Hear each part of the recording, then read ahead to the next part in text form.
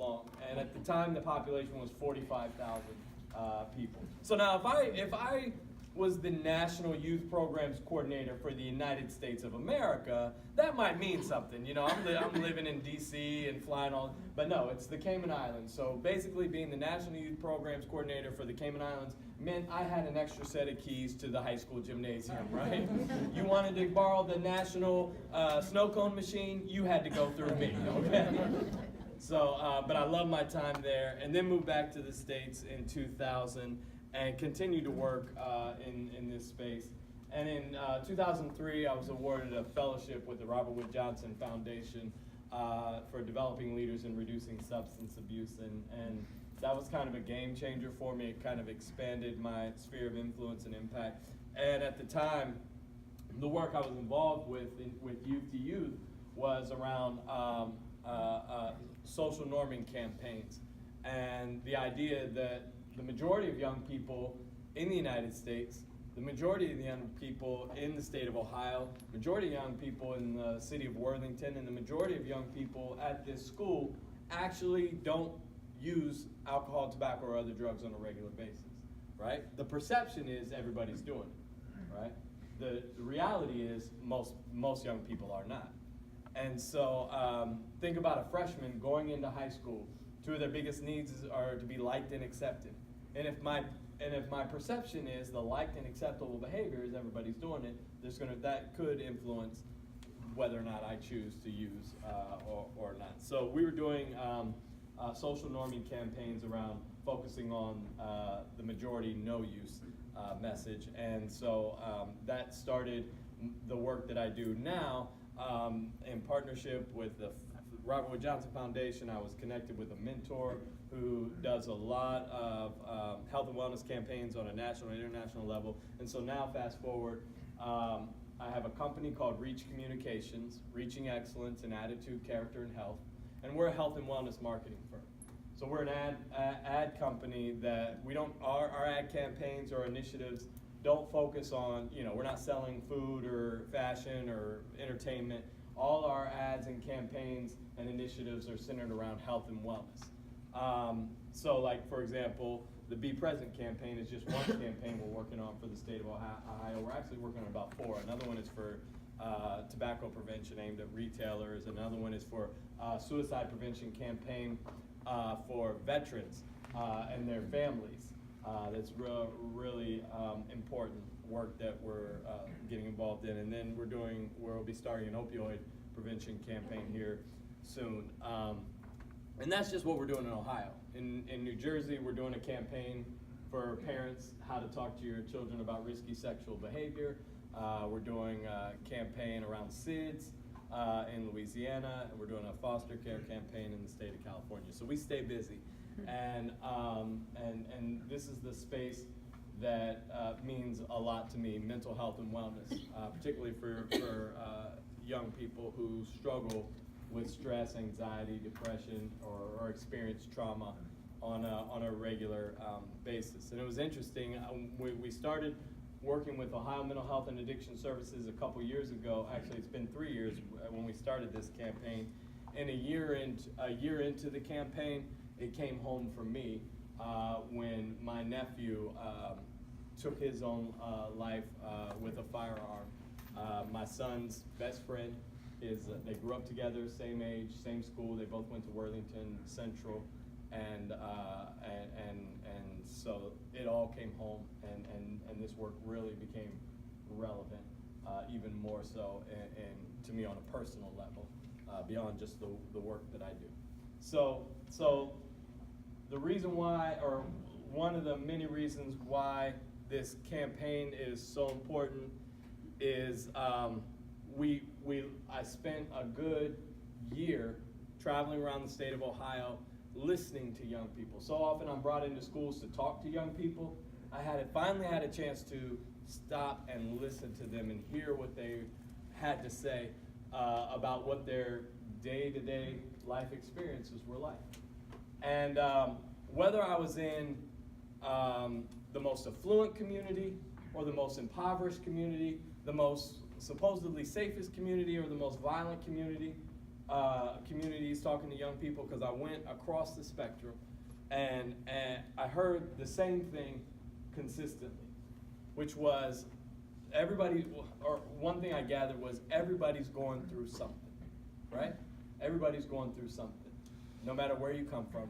And the more I talked to young people, the more I realized all of them felt like they were going through it alone.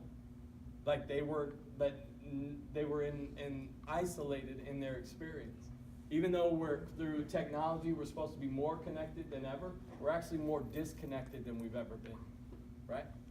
And so, so it was just interesting to hear that. And so one of the things that's so exciting about the Be Present campaign is just that it was started by young people for young people. It is a youth-driven campaign, and there's historical precedent for that, because if you look throughout history, every major change for the better has always been fueled by young people. Young people have always been on the forefront of change. And so for me, working in this space, it's just exciting to be a witness to what they're doing. So I have a lot of experience in a lot of different spaces with young people, but again, like I said, I want you all to get what you came for. Of course, I want to share the campaign with you and some of the things that are involved in it. But like I said, I want you to get what you came for. And so I want to hear from you all. You chose to be here this evening. You could have been anywhere else, doing anything else. It was a sacrifice, especially if you tried to get down 161 or High Street. It was a sacrifice for you to get here.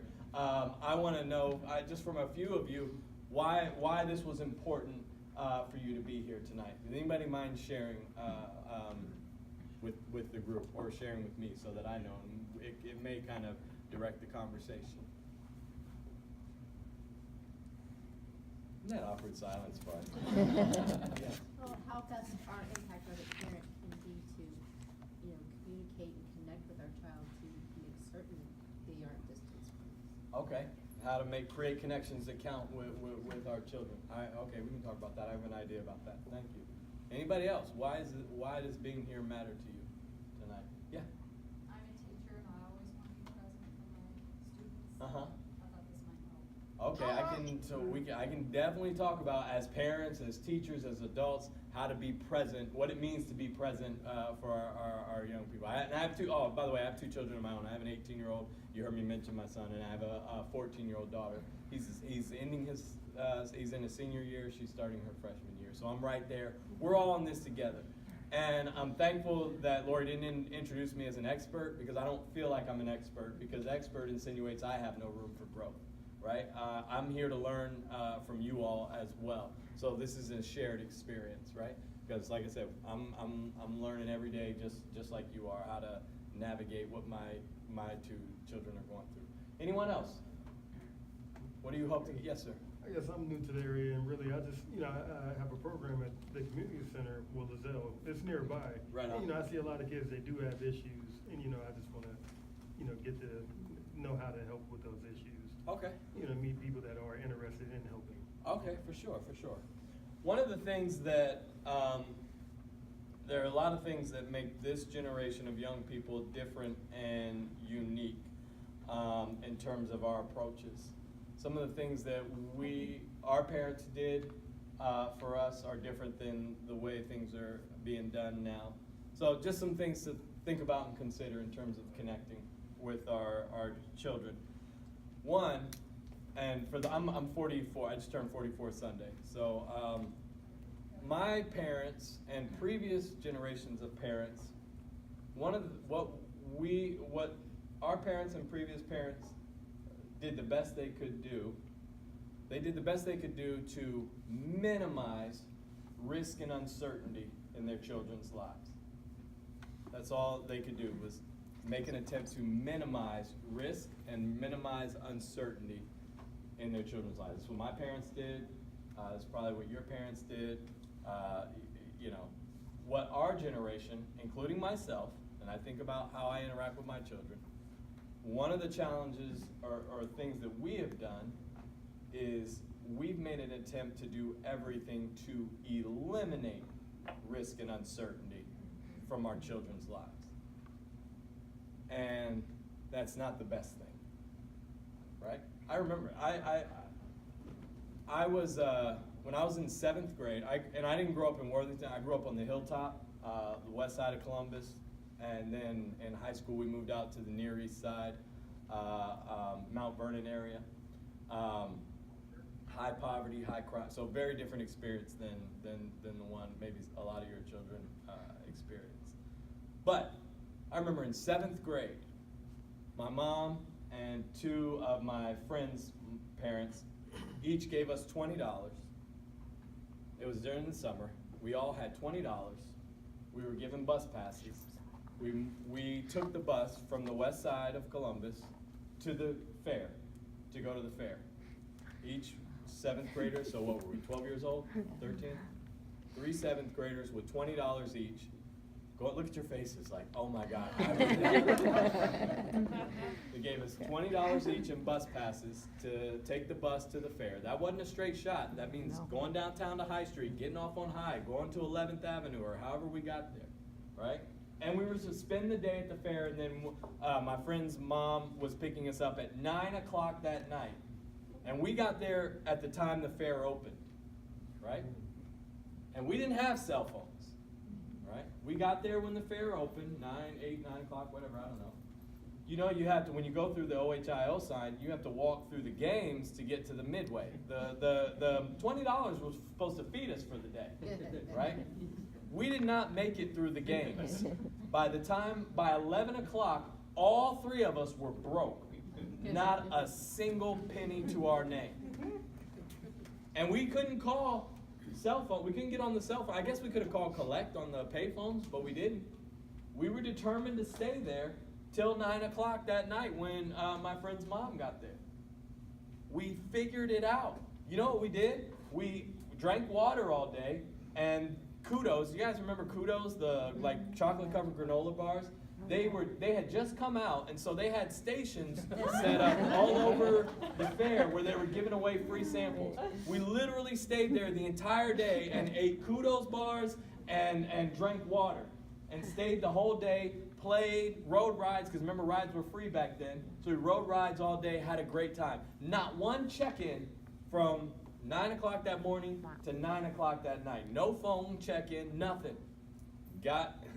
Walked out at 9 o'clock. One of my friend's mom was there to pick us up. Risk and uncertainty.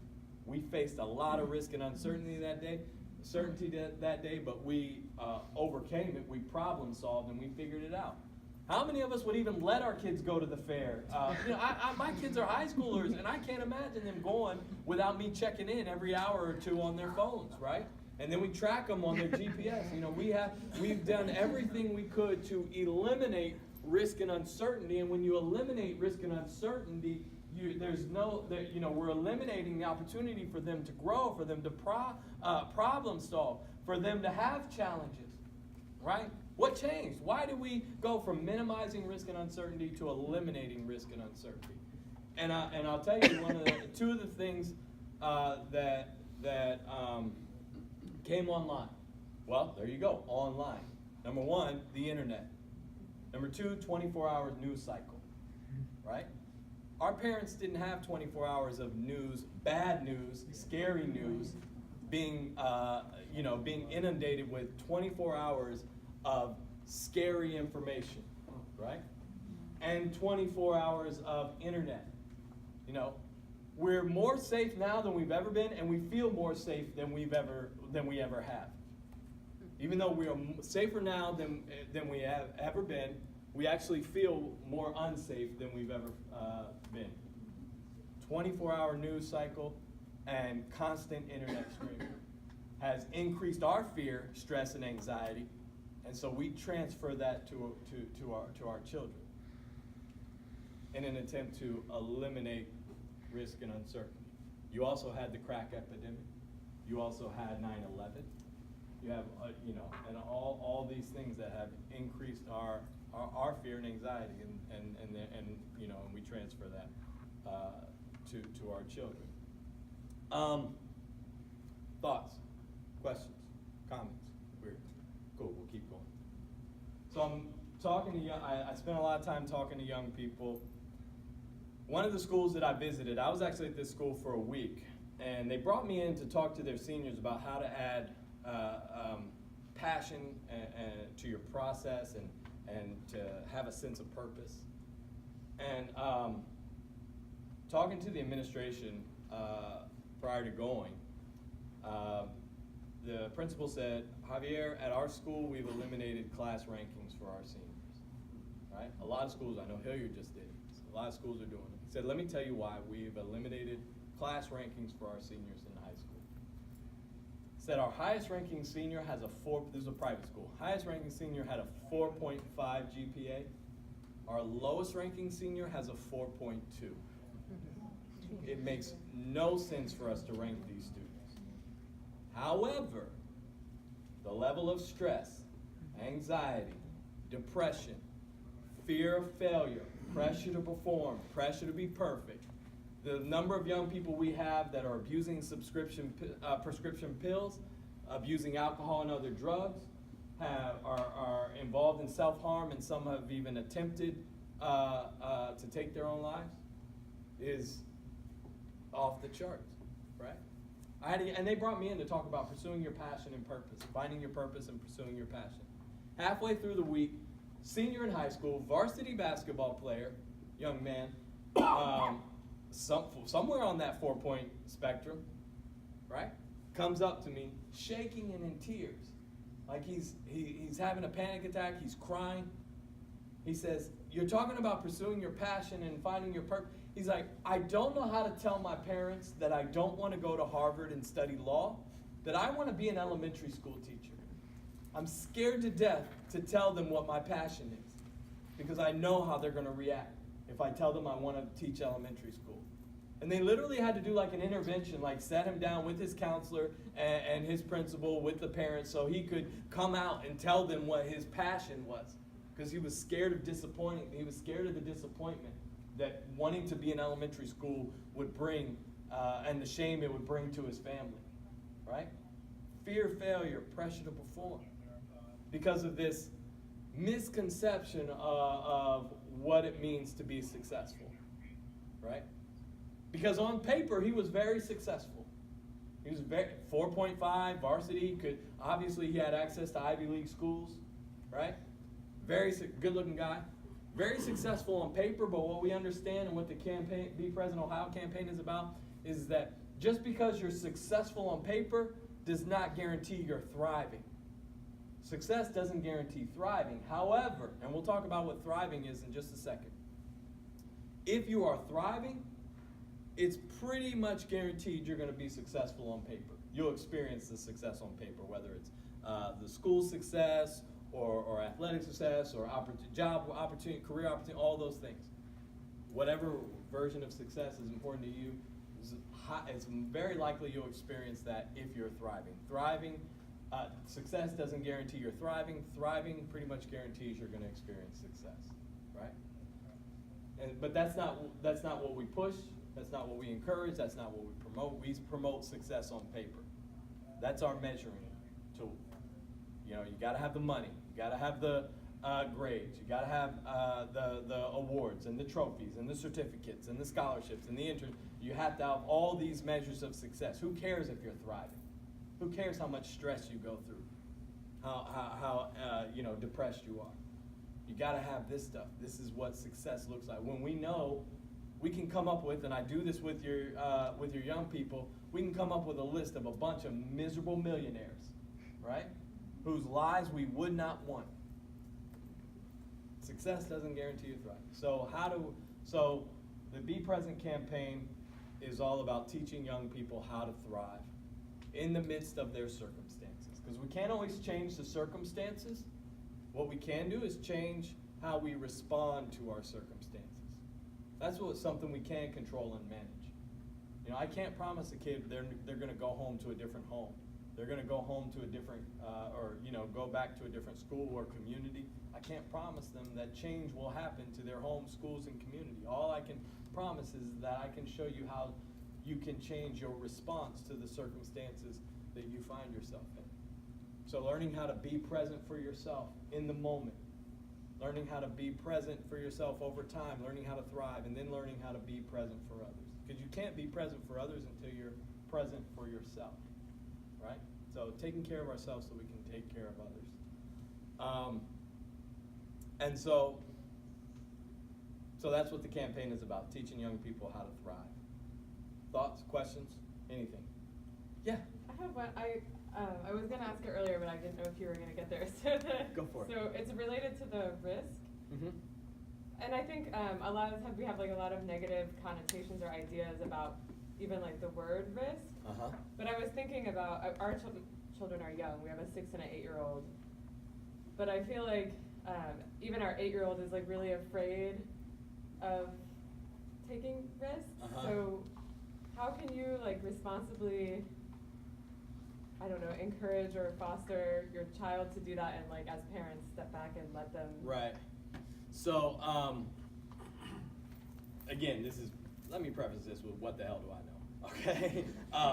But here's kind of the way I've changed my approach to my own 2 children and kind of how I help them manage risk. And some of this I learned later on in life. Because if they're not allowed, it's our response to their failure. You know, that's what I had to change and manage is my response to their failure. One of the ways I did that, for example, was with my daughter in particular. She cares a lot more about grades than my son does. Yeah, like if I could find a balance where he cared a little bit more and she cared a little bit less, we'd be in good shape, right? So one time, I got a call, we were visiting some friends, and she called me and told me that she got an A on this test, right? That I know she was super stressed about, and nervous about, and wanted to do good on. And when she told me, when I celebrated her, I said, "Oh man, Issa, you are so smart. I am so proud of you." And just kept doling on her how smart she was and how proud I was of her for being so smart, right? And when I got off the phone, my friend's wife said, "I heard you talking to your daughter. That's awesome. She got a great grade." And I said, "Yeah." She's like, "Can I give you a tip that I learned?" And I was like, "Sure." She said, when she calls you or when that kind of experience happens, don't celebrate her intelligence, celebrate her effort. You see the difference? Mm-hmm. And I celebrated her intelligence. I know, I'm an idiot, right? So I'm celebrating her intelligence, right? So the reason why I shouldn't, it kind of makes sense when you say it like that. Don't celebrate her intelligence, celebrate her effort. If I celebrate her intelligence, the risk she takes, anytime she takes risk, she's risking her intelligence. You see what I'm saying? Now I'm scared to take risks because I don't want to risk my intelligence looking bad, right? Or I don't want to risk looking less intelligent. Or anytime I do fail, it's not a measurement of my effort, it's a measure of my intelligence. My intelligence has gone down. Obviously, if I got an A this time and next time I get a C, then obviously something's wrong with my intelligence, right? Versus effort. So now, I don't have to have a conversation about her intelligence if she does less than. We can have a conversation about effort. And effort is going back to the confidence to take risk. If I know my intelligence isn't being called into question, then I'm more likely to take risk. So that's one example. Another one is she's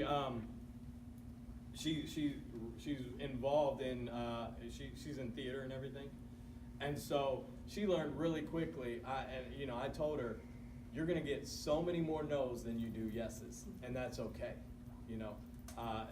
It's okay because it's a learning experience, it's a growth experience, and that's kind of how I've coached my kids to approach risk. Is with this tattoo. This is actually a tattoo on my finger. People miss it. They don't see it a lot. It's really for me, but it says MTG.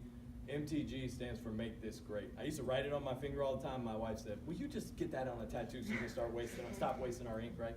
MTG is make this great. Wherever I'm at, whatever's happening, whoever I'm with, find a way to make this great, even if this sucks. What can I learn? How can I learn? And how can I learn and grow from this experience, even if it's a challenging, difficult experience? I'm more apt to take risks if I realize that in the midst of this risk, I'm putting myself in a position to learn and grow something, even if in some kind of way, even if it doesn't go my way. So my daughter swears like she's gonna get this tattoo. I'm like, yeah, okay, sure. When you turn 18 and move out of the house and I'm not responsible for you, then you can have your tattoo, right? Because Daddy didn't get it till he was 40. So, but you know, just having those, I have those kind of conversations, and I kind of try and put them in as many situations as possible where it's safe to take risks. But I'm that same parent who's texting, where you at? So I'm that minimize or eliminate risk and uncertainty. I do the same thing, you know. So I'm just learning this stuff too. So I hope that is kind of helps in terms of like what kind of conversations we should have. Having conversations about risk should be about effort and about learning what you learn from the experience versus attaching it to something else like intelligence or strength or whatever the risk that we're that they're being challenged to take. Does that make sense? Yeah. All right, cool. Any other questions, thoughts, comments about anything? All right. So we'll talk about how to thrive, how to teach our young people to thrive. We did a research, we were part of a research project a few years ago called Moving Beyond Survival Mode, where we went to 5 different cities, Chicago, Philly, DC, Oakland, California, Richmond, California. And we worked with and listened to about 2,000 young people in those 5 cities who experienced high levels of stress and trauma on a daily basis. And these are young people that, show up to school sometimes in a diagnosable state of shock from what they've just experienced, navigating gang territory, bullets and sirens, and all those terrible things that we hear about all the time in those kind of cities. They show up to school in a diagnosable state of shock that often goes undiagnosed or misdiagnosed, right? And so we talk to these young people and listen to what they just experienced on a daily basis. But among those 2,000 young people, we found that about 15% of them were actually thriving in the midst of their circumstances, right? And so then we looked, and it wasn't that they happened to be in a 2-parent home in the same violent community but live in a 2-parent home. No, they were going through the same stuff everybody else. I met a young girl when she was 12 years old, I think. She was removed from her home because her mother was a prostitute and a drug addict, and she was running a prostitution ring out of the home. She had been abused and molested by several men that had gone in and out of her home, and was removed from the house when she was 12 years old because she hadn't been to school in forever. And when I met her, she was a senior in high school, captain of her volleyball team, captain of her debate team, full ride scholarship, 4.0 GPA, full ride academic scholarship on her way to college, thriving. So what happens? What did these young people that were in the same circumstances, what did they have in common? So we did the work and the research, and we didn't discover anything new. It just affirmed what had already been discovered by other people a lot smarter than I am. But all we did was frame it in a certain way. So what those 15% of young people had are the same thing that your young people need here in Worthington. Same thing that young people need anywhere, everywhere. And they had a significant connection to 4 things: somewhere, somehow, something, and someone. And I'll explain what each of those are. And that's what the Be Present campaign is about. It's teaching young people how to thrive by connecting with those 4 things: somewhere, somehow, something, and someone. Somewhere is an optimistic outlook on life. Hope for the future. Belief that things can get better. Goals and aspirations, right? What's a bucket list? Somebody tell me. What is a bucket list? Things you want to do. Something you want to do before you die, right? What age group tends to have bucket lists? Oh, I got a bucket list. Middle Sorry, age. you're old. People, okay, well, I'll give you this. People that have more years behind them than they do in front of them, right? Well, what kind of stuff do we put on our bucket list? What kind of activities do we put on there? Is it? Yeah, what?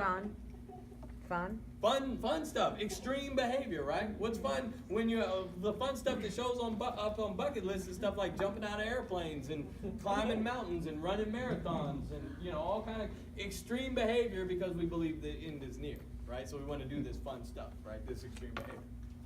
Now think about the extreme behavior of young people.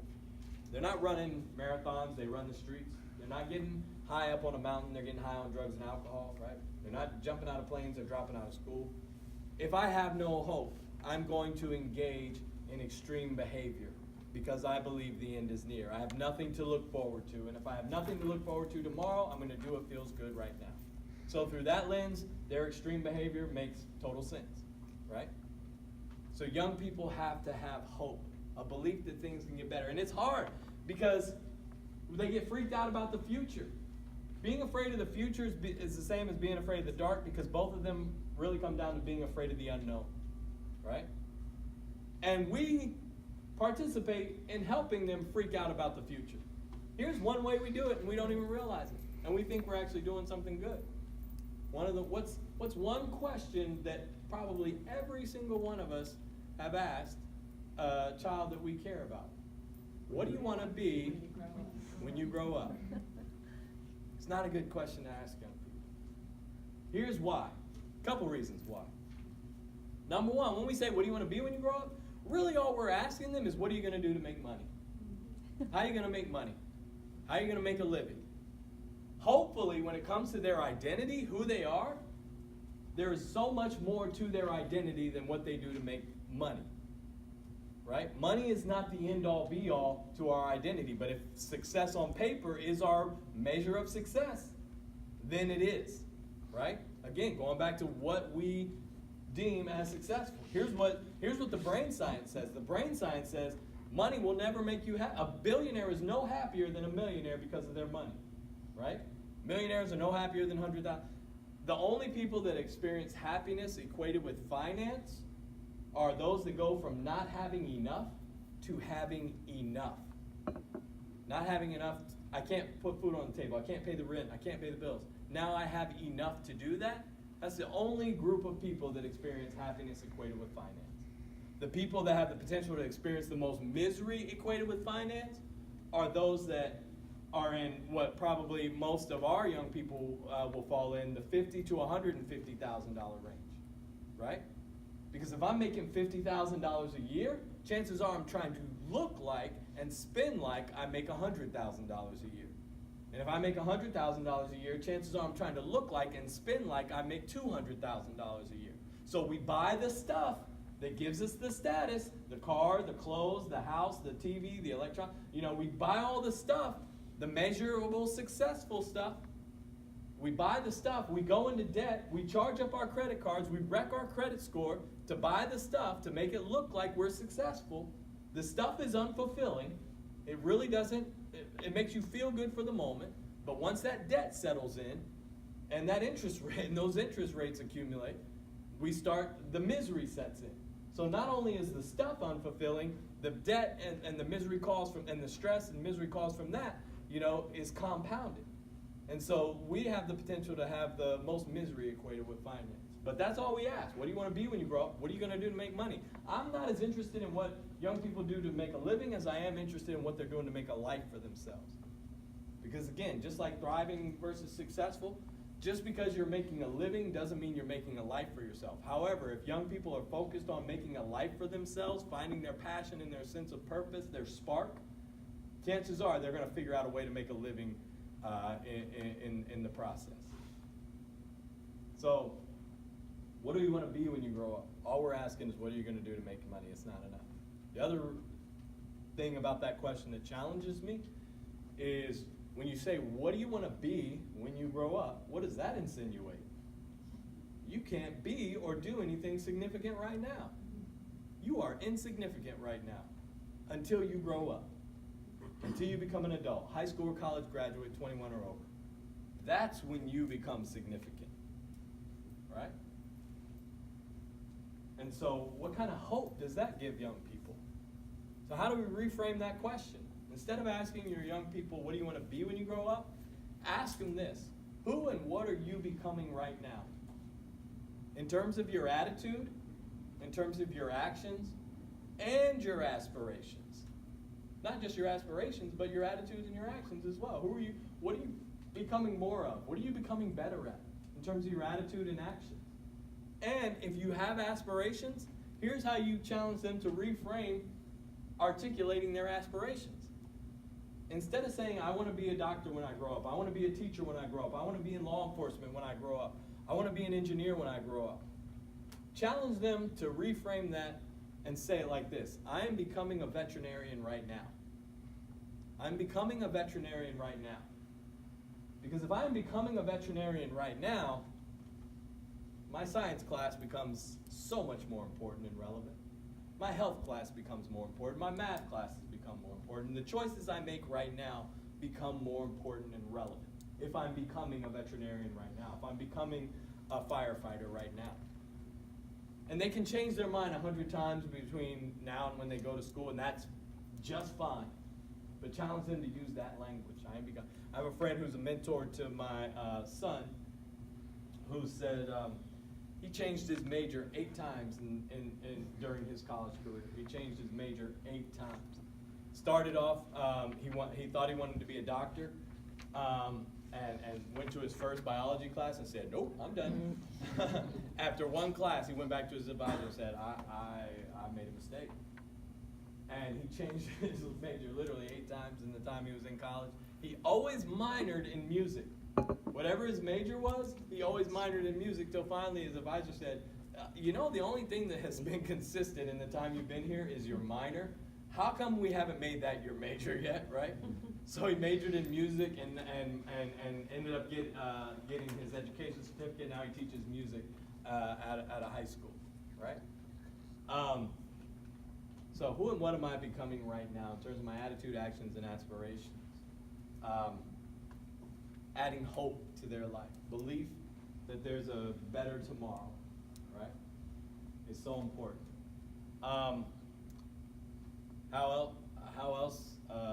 What other things are essential for a young person to have hope? There's 3 essentials for hope. Number 1 is connection. Number 2 is competency. Number 3 is contribution. Connection to others. We are wired to work together. We're a communal species. There's no such thing as a self-made man or woman. Whoever says they're self-made is lying, forgetful, or inconsiderate. Can't be done. We are wired to work together. We have to have connection. If I can skip somewhere, somehow, something, someone, the someone in the 15% of those young people that were thriving, going back to connection, the someone that they had was a significant connection to hear this, parents, non-parental, non-judgmental, caring adult. In order for a young person to thrive, they need to have a connection to a non-parental, non-judgmental, caring adult. Somebody outside of the home, right? As great a parent, dad I think I am, as great a mom I think they have, as great a stepmom I think my kids have, I know they need village. I know they need other caring adults in their life, right? Can't be just us. They have to have a connection to a non-parental, non-judgmental caring adults, a coach, a mentor, a teacher, an advisor, a trusted friend. Non-parental, non-judgmental caring adult. Connection, competency, and contribution in order to have hope. Competency, some kind of skill. When you feel like you're competent in something, it makes you feel significant. I can do web design. I can do landscape architecture. I can cut hair. I can do whatever. I can build a chair, whatever it is. When you feel competent it gives you hope. When you feel like you have a skill, it gives you hope. Two of the most important competencies they need to have, number one is how to cope. How to cope with stress and depression and anxiety. Learning these positive, healthy coping skills. That's what Be Present is teaching them. Competency in how to positively cope with stress, anxiety, and depression. We need to feel competent in that space. And number two, how to navigate systems. How to play the game of life. When you feel like you're competent in navigating systems, how to gain access to opportunities, that is a strong sense of hope. I know what resources are available to me, and I know how to access those resources. Connection, competency, and then contribution. Once you've gained skills, once you have tools, once you have resources, I'm contributing to something bigger than myself. I'm able to make a contribution to this world. I feel like my contribution is significant. I feel like it's valued. I feel like it's necessary. Right? That's how you instill hope. Somewhere. Somehow is a plan, a strategy, a track. Right? Again, going back and teaching them competency. How to, if I have this dream, if I have this goal, if I have this aspiration, how do I navigate the systems to accomplish that goal, that dream, those aspirations, right? I have a friend who, when as we were growing up, he would, Gian, he was born with a pair of Jordans on, is what people would say. He just knew he was going into the NBA. That was his whole life's dream, goal. And he just knew that was his goal and knew that was going to happen without a shadow of a doubt. Graduated from St. Charles, did not get recruited by one single school when he graduated from high school. He said, you can't stop me, I'm going in the NBA. He went to Ohio State on an academic scholarship, walked on at Ohio State, right? Made it through tryouts, did everything he had to do, got cut before the very first game. So essentially his NBA dreams are over, unless he transferred, which he wasn't going to do because he had an academic scholarship. Thank goodness he had mentors in his life, non-parental, non-judgmental, caring adults in his life, to keep him on track, right? To give him a strategy and a plan. What did Gian end up doing? He became an Eakin on Ohio State's campus. What's Eakin? That's Nike backwards. Nike rep. He was a Nike rep on Ohio State's campus, which meant every time there were events, he'd hand out water bottles and backpacks and t-shirts, right? Majored in marketing while he was there, right? Graduated from Ohio State, went on, got a job at Nike, moved to Chicago, then moved to LA, then moved to Portland at the main office, then moved back to LA. 2018, well actually for like the past 12 years or so, Gian is the director of West Coast marketing for Nike basketball. What does that mean? That means that means all the players with shoe contracts have Gian on speed dial, okay?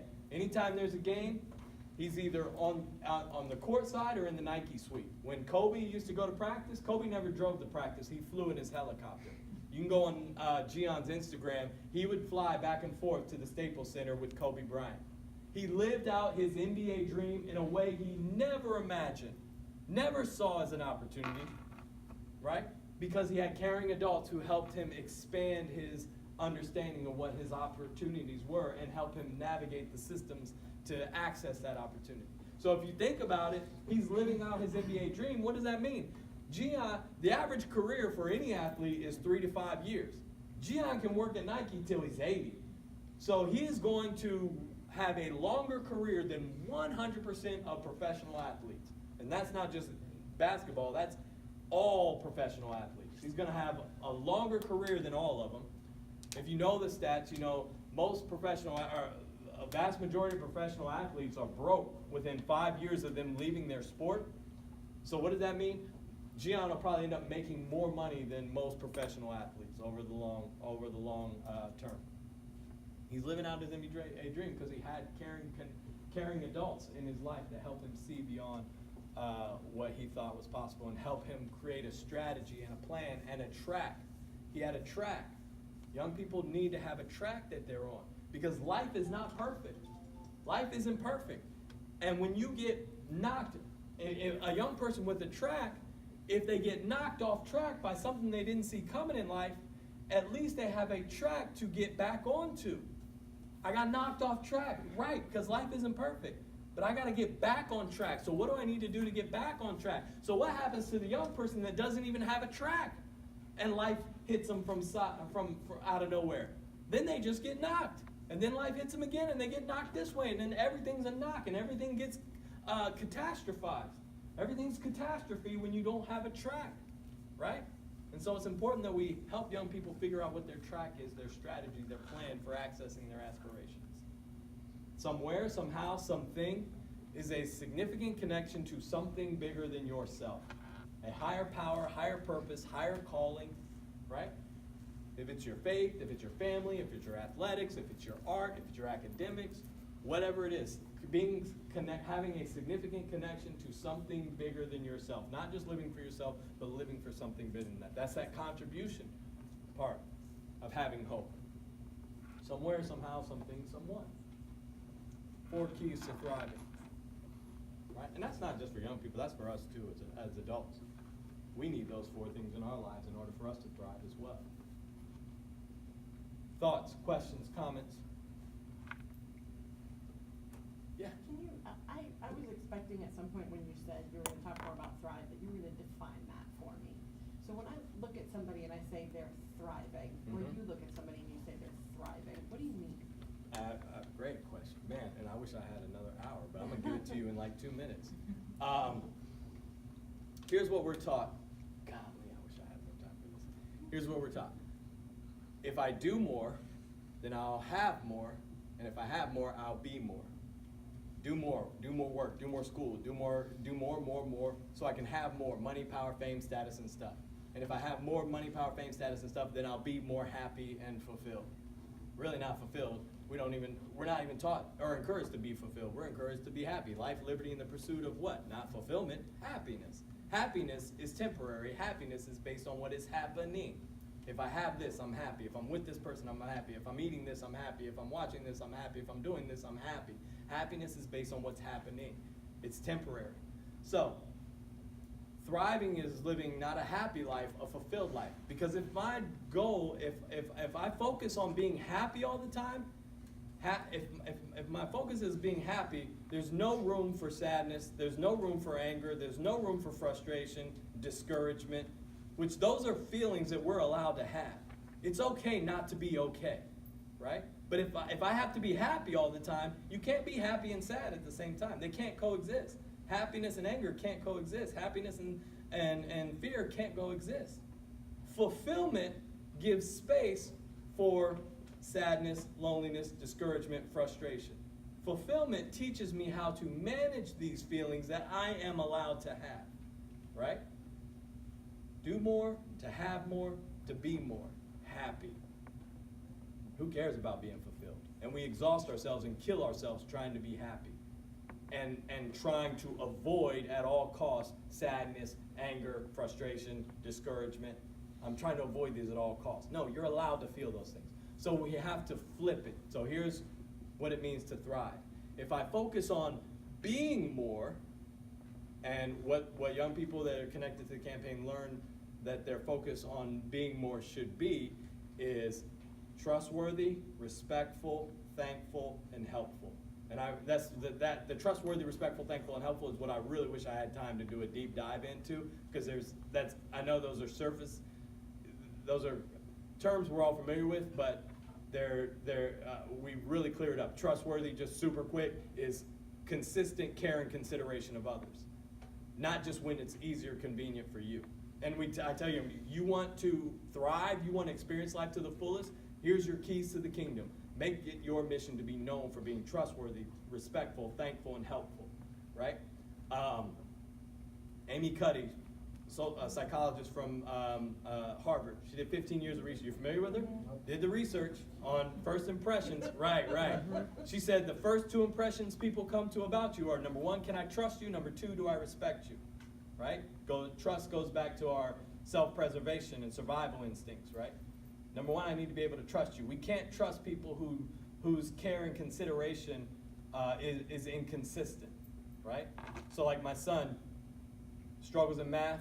When he was in 5th grade, he'd have days when he was doing really good. So we're like, hey, what's going on? His grades are going. Found out the teacher, the days he was doing good was the days the teacher was throwing candy out for getting the right answers, right? If she wasn't throwing out candy, he wasn't into it. So his care was not consistent. So she couldn't trust him, right? Consistent care and consideration. When it comes to your coach, your teacher, your boss, your boyfriend, your girlfriend, your husband, your wife. Consistent care and consideration of others, not just when it's easy and convenient for you, right? Can't just care when you're on the team. You can't. The only time you care, it can't just be when you're getting a lot of playing time or starting. Your coach can't trust you. Your teammates can't trust you. Respect is recognizing the value of others, finding the good. But you can't find the good in others until you start to find the good in yourself. That's really hard because our culture, we live in a consumption culture, and our economy is driven by consumption, and consumption is pushed on us through advertisements, and advertisements are designed to show you everything that's wrong with you. So number one goal of an advertiser is to make a young person and adults feel less than, right? Something's wrong with the way you look, the way you're dressed, the way you're shaped, the way your hair is, your skin is, your clothes are, your shoes are. Something's wrong with you because you're not driving this car. Something's wrong with you because you're not going to see this movie or listening to this music. You are less than. We can fix you if you buy our stuff, right? So we are 500 to 5,000 times a day shown images that remind us that we are less than. And so it's really hard for us to recognize our own value. And that's what the Be Present, one of the aspects of the Be Present campaign is teaching young people how to recognize your own value so you can recognize the value of others. Respectful, thankful. Miserable people focus on everything they don't have. Happy people, thankful people, peaceful people, fulfilled people focus on what they do have, right? And that goes back to the rewiring our brains. Like we encourage young people to make gratitude lists every day. I make a and I live it how I give it. I make a gratitude list every single day. Because where your brain fires, it hardwires. And again, 500 to 5,000 times a day, your brain, you're shown images of what you don't have, and your brain starts to hardwire to focus on everything you don't have. Comparison is the key to misery. You want to live a miserable life, compare your life to someone else's. And then go on social media and scroll through other people's timeline and wish you were there with them, wish you were doing what they were doing, wearing what they were wearing, wish you had the likes that they have and the followers that they have. All this comparison, it's toxic, right? So I had to rewire my brain by making a gratitude list every single day, 3, 4, or 5 things that I'm thankful for, right? So now I have that practice I call treasure hunting. I go on a treasure hunt every single day, and I've literally rewired my brain to find treasures every single day. So I can't wait to get up in the morning, because I do it every morning. I can't wait to get up in the morning to write down all the treasures I found the day before, right? And so that's how I've literally trained my brain, and that's how we're training young people to rewire your brain to focus on what you do have instead of what you don't have, to focus on finding the good in others instead of finding just the bad, but you have to find the good in yourself. Trustworthy, respectful, thankful, and helpful.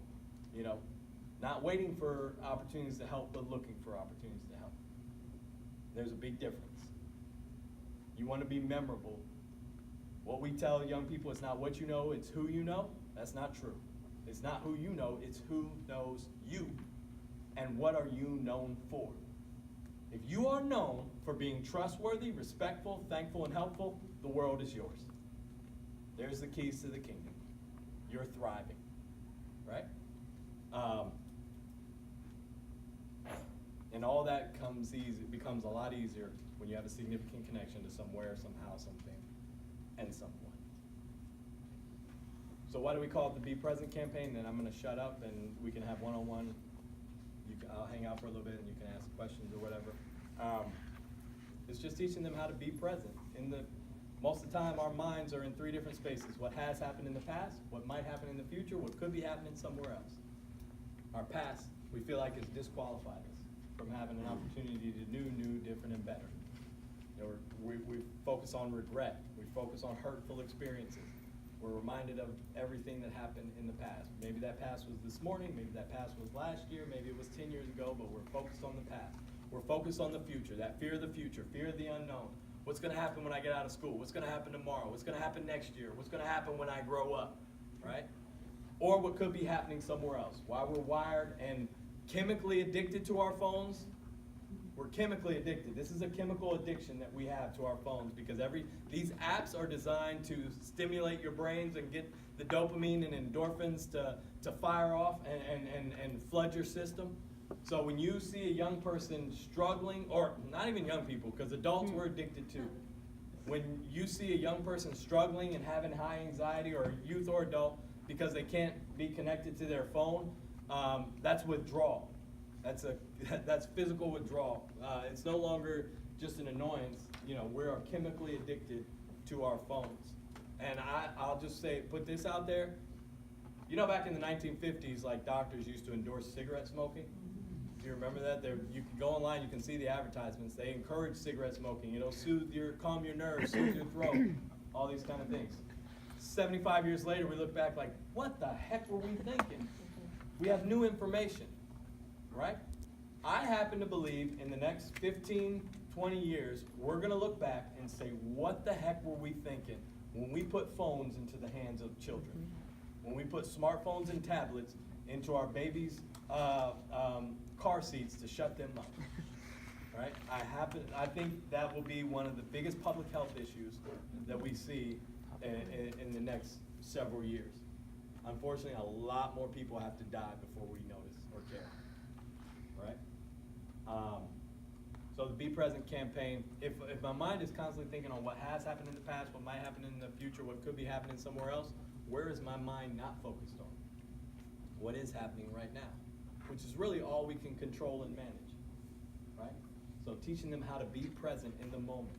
When life hits you sideways, when you're having a crisis moment, how can I be present? What can I do to minimize without even thinking choices, without even thinking I said that, did that, responded that way? How do I minimize those choices? What can I do in that moment? Pause, breathe, smile, strike a power pose, go to your source of strength. If it's prayer, meditation, yoga, exercise, music, whatever it is.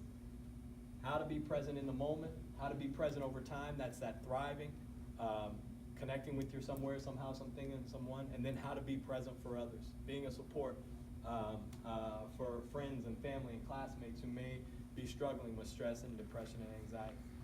So connecting them to the campaign. I came to Thomas Worthington last Friday, talked to I think every student in the school. We had a bazillion of them connect with the campaign, so that was really cool. Connecting with it simply meant going on their favorite social media channel, and if you all could do me a favor, I don't know how the reception is in this room. Is it good? If you could pull out your phones really quickly, and if you have Facebook, if you have Twitter, or if you have Instagram, just look up Be Present Ohio, at Be Present Ohio, and just follow the campaign. Just follow it. What it's going to do, it's going to populate your timeline with positive tips and information on how your children can be present. Share it with your young people, share it with your children, encourage them to follow the campaign. There'll also be stories from young people from across the state sharing their videos, sharing their stories of how they're living above the circumstances. Facebook, Instagram, or Twitter.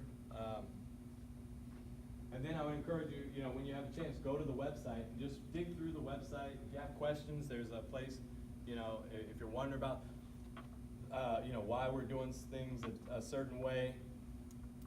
What my company focuses on is the design, the creative side of it, but our partner company, Me Productions, out of Philadelphia, their focus is the science and research. And we have an advisory board. The CDC is on our advisory board. Nationwide Children's Hospital is on our advisory board. Ohio State, Colorado School of Public Health, I think University of Cincinnati. We have an advisory board of experts who've been doing this work a lot longer than I have, that are making sure we get the science side right, so that the creative and the engagement side with young people has more staying power, right? We do well when we do right, and it's exciting. The CDC is now looking at this campaign, and they've said we've never seen anything like it before in terms of going this far upstream in prevention. Because this isn't just suicide prevention that we're dealing with. If we're focusing on mental health and wellness and teaching them how to be present, all boats on the lake are going to rise. We'll see a decrease in suicide, but we'll also see a decrease in violence and substance abuse in, you know, all the negative coping behaviors that young people engage in, right? And so we're super excited that the state of Ohio is taking this strong of stance in support of young people and teaching them how to thrive. It's just awesome. I'm loving it, and I'm thankful that Worthington is on board for this. So thank you again for your time. You all are so awesome. Good job. Good job. Well done. I gotta tell you, Javier, thank you very much. I'm sitting back there trying to type in notes, and I'm like, I wish that we put a little notepad in this bag, and that would have helped. So, and let's give Javier another hand.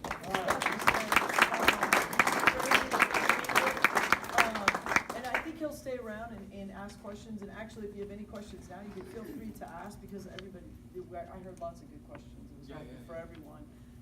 Yes? I had a question.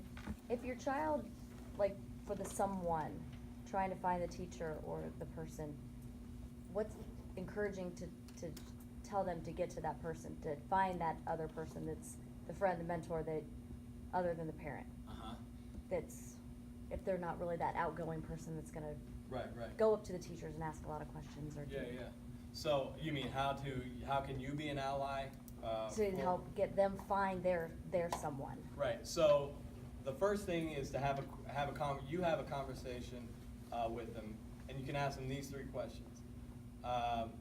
Who are some adults in your world? If it's at school, if it's in the neighborhood, community, your job, who is somebody that you are encouraged by or inspired by? And maybe they don't even know it. Even if they don't even know it, who are some adults that inspire you or encourage you? To have that's number 1 question. Well, I can't think of anybody. Next question is, who is an adult that you think is pretty wise, who has wisdom or insight, who you feel like has that kind of thing going for them, has a lot of wisdom and insight, that maybe don't realize you respect them in that way. And then the last one is, who is an adult that you don't want to disappoint, who you feel accountable to. So somebody that encourages you, and these are just conversations that you can have informally with your child to kind of get a gauge on who they notice in their world. And then as a parent, if you can be an ally and help make the connection, then that's fine. That's okay. You don't again, we're there to support. We have a role as parents. But those kind of 3 framing questions: an adult that encourages you or inspires you, an adult that you see as wise or has a lot of wisdom or insight, or an adult that you feel like you don't want to disappoint. And then you step in and you can kind of make the introduction, if that's helpful. It is. Thanks. I think one of the things that I'm experiencing is the fact that we are grandparents, and the way we were brought up is so far different than what is acceptable now. I mean, there was a very tight avenue in which to travel, so to speak, in everything that we did. And so we are trying to assimilate ourselves now, not with how we were brought up, because we weren't faced with all these things that the kids are faced with now. Right. It was a much more innocent time. Yeah. One of the they just see more. They see way more. So when 9/11 happened, one of the phenomenons was that how unfazed a lot of young people were. Right? We were traumatized because we had to understand. But you got to understand, that generation, when they saw those towers drop, that wasn't the first time they saw those towers drop. All their movies had dropped those towers. So because of in all their action movies and alien movies, they'd seen those towers drop. So a lot of young people were really desensitized. They thought, oh, this is just like the movie I've seen. This is nothing new. You know what I'm saying?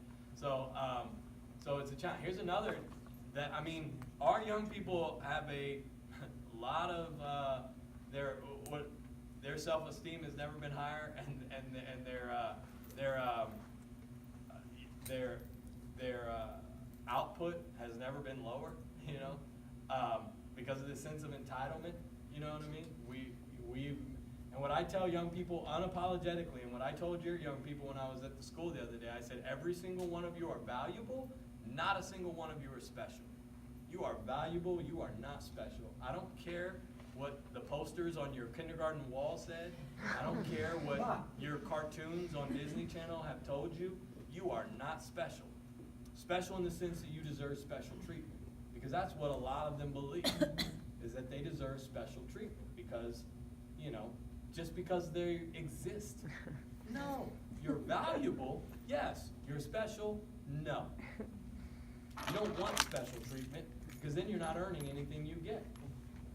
When you, you want people giving you opportunities because they recognize your value, they recognize your worth, and you have to put in work to prove your worth. You put in work by proving that you are trustworthy, respectful, thankful, and helpful. Then you become valuable. Then you become invaluable, and people can't do without you, right? And they want to create opportunities for you. But you don't want opportunities because my daughter just went through this last spring. She got nominated to be part of this leadership program that was a big deal in the city of Columbus, and she had to write an essay. She had to fill out this application. She had to get 2 references. It was a big, huge. She worked on it for like 2.5 weeks. Really most challenging endeavor she had ever been on with that kind of opportunity.